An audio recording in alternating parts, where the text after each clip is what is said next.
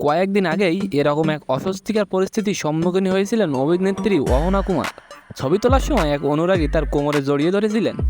সেই ঘটনার প্রতিবাদ করেছিলেন অভিনেত্রী। ভক্তদের আবদার মেটাতে অনেক সময় অনেক কিছু করেন তারকারা। সেই আবদার মেটাতে গিয়ে মাঝে মাঝে অস্বস্তিকর পরিবেশের মধ্যে পড়তে হয় তাদের। সেই রকমই পরিস্থিতির মুখোমুখি হলেন বাংলাদেশের অভিনেত্রী শিরিন শিলা। জড়িয়ে ধরে কথা বলার সময় অভিনেত্রীকে জোর করে চুমু খাওয়ার চেষ্টাও করলেন এক যুবক। এই ঘটনার যথেষ্ট বিব্রত অভিনেত্রী। ঘটনার ভিডিও নিজের সমাজ মাধ্যমে শেয়ার করেছেন অভিনেত্রী। তারপরেই ভাইরাল হয়েছে সেই ভিডিওটি। বাংলাদেশ বিনোদন জগৎ পরিচিত নাম শিরিন।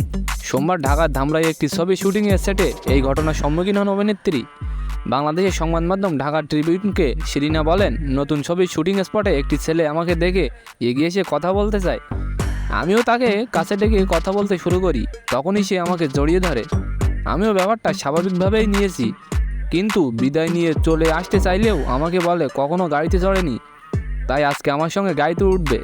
এই কথা বলেই সে আমাকে আবার জড়িয়ে ধরে। এরপরেই আচমকা গালে চুমু খেয়ে বসে।